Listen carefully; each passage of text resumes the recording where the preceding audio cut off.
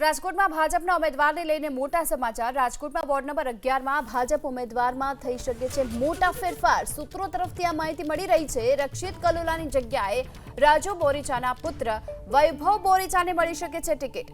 રાજુભાઈ બોરીચા પૂર્વ કોર્પોરેટર છે। Ward number 7 માં ટિકિટમાં ફેરબદલી બાદ વધુ એક વોર્ડમાં હાલ લોબિંગ શરૂ થયું છે। રાજુભાઈ બોરીચા પૂર્વ કોર્પોરેટર અને ભાજપના મોટા ગજાના નેતા અને રાજુભાઈ બોરીચાએ હાઈકમાન્ડ સુધી ગઈકાલે સંપર્ક કર્યો હોવાની વાત પણ સૂત્રો તરફથી મળી રહી છે। વધુ વિગતો મેળવીએ સંવાદદાતા પરાક્રમસિંહ જાડેજા પાસેથી। પરાક્રમ, શું વધુ એક વોર્ડમાં હવે ફરી ઉમેદવાર બદલવા જઈ રહ્યું છે ભાજપ? ચોક્કસ શક્યતા પૂરેપૂરી જોવા મળી રહી છે, પરંતુ ભાજપ હાઈકમાન્ડ જે આખરી નિર્ણય કરતું હોય છે। અત્યારે જે કહી શકાય કે વોર્ડ નંબર 11 ની અંદર રક્ષિત કલોલા છે, જાણીતા વકીલ છે, તેમને જે ટિકિટ ગઈકાલે આપવામાં આવી। બીજી તરફ રાજુભાઈ બોરીચા છે, તે મોટા ગજાના નેતા, પૂર્વ કોર્પોરેટર અને તેના દીકરા માટે તેને ટિકિટ માંગી હતી।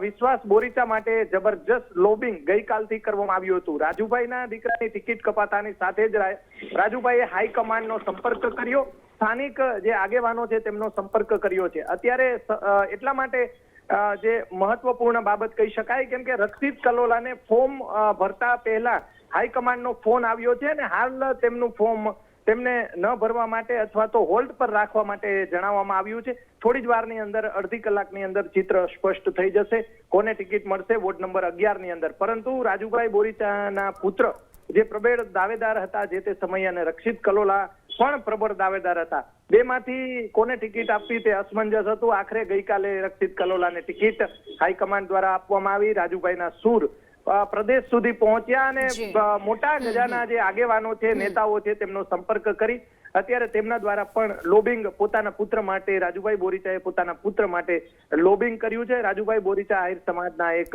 મોટા નેતા પણ છે। જી, આભાર આપનો આ સમગ્ર માહિતી માટે।